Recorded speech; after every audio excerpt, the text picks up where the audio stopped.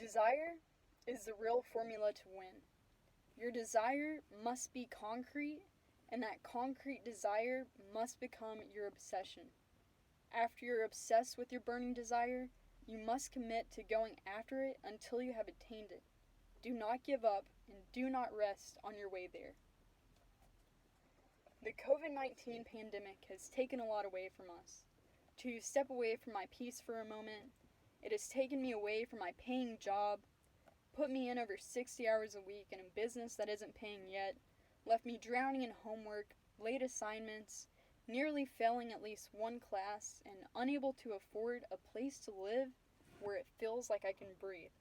But there is one thing that COVID-19 cannot take away from me, and that is my ability to go for a run and have some fresh air, to forget about things for a while, to dream for those few miles, and to believe that I'll make it to become whoever I want to be one day, maybe even a sponsored runner.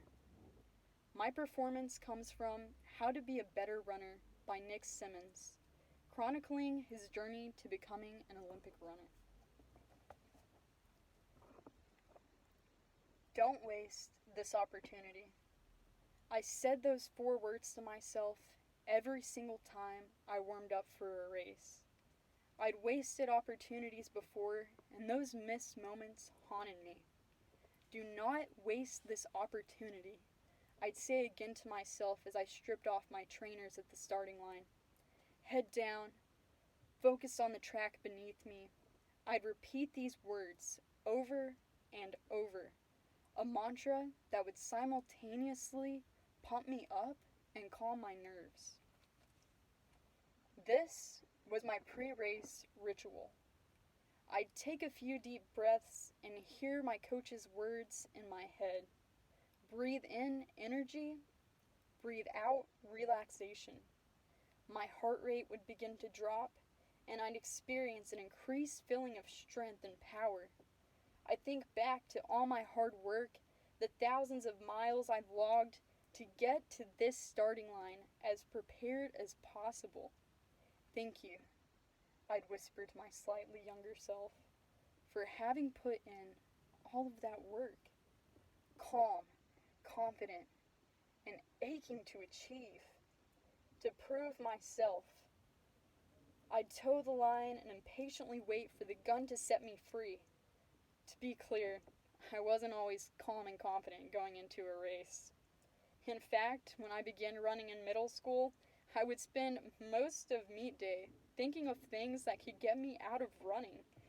If I twist my ankle during warm-up, coach won't make me race. If I throw up right now, I bet they'll let me go home. Being prepared mentally and physically for a race is an art form. It certainly requires hard work and dedication, but it also requires knowledge. I've raced everything from 100 meters up to the marathon, and I can tell you firsthand that preparation for all distances is very similar. Train hard, train smart, master the mental game, kick ass. I like to use this metaphor. Imagine a blunt stick. A blunt stick that aspires one day to be a lethal spear. That blunt stick is more or less useless as a spear. It really isn't doing its job. To be a useful spear, that stick needs to be sharpened. It will take hundreds, maybe even thousands of little knife cuts to sharpen that stick into something lethal.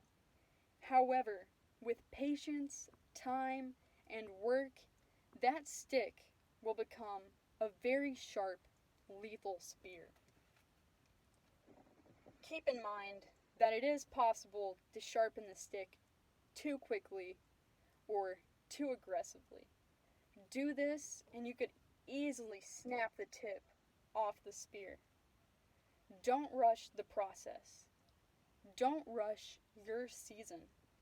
Impatience leads to injury and illness every single time. Plan your season carefully, and you will be ready physically and mentally to win when it counts. It was in college that I finally began running year round. The combination of high mileage and year round training led to me having some very massive improvements. As a professional runner, my mileage was bumped up even more, averaging close to 70 miles per week, and that was only me being a half miler. Some of the distance runners on my team were running upwards of 100 miles a week.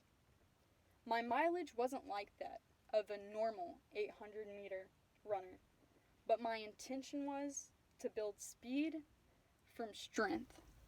I knew that if I could be the strongest runner on the track and time my peak phase perfectly, then I would be very tough to beat. This was indeed the case for the majority of my career. As I aimed to become the strongest runner I could be, I was constantly trying to up my mileage. I mistakenly assumed that more mileage was always better. It's not. After years of playing around with my mileage, I was able to get to know my body very well. I knew that I could hold 70 miles per week for many weeks at a time without getting injured. However, if I got greedy and tried to hit 75 miles one week, I was likely to get sick or injured. Think about that for a minute. 5 extra miles, just a little over 6% increase, was the difference between happy, healthy training and not being able to run a step. Our bodies are incredible machines, but like any machine, they have limits. And as an athlete, it is our job to learn those limits. Most runners like goals. They need goals. They wake up with an overwhelming desire to achieve something. Despite this feeling, many runners are quite bad at setting goals. To be fair though, goal setting is a skill that not all people are taught. Believe it or not, there is a right way to set a goal. You might be thinking, I know what my goal is. It's to become a better runner. As thankful as I am that you are hearing these words, what you have there is a wish, not a goal.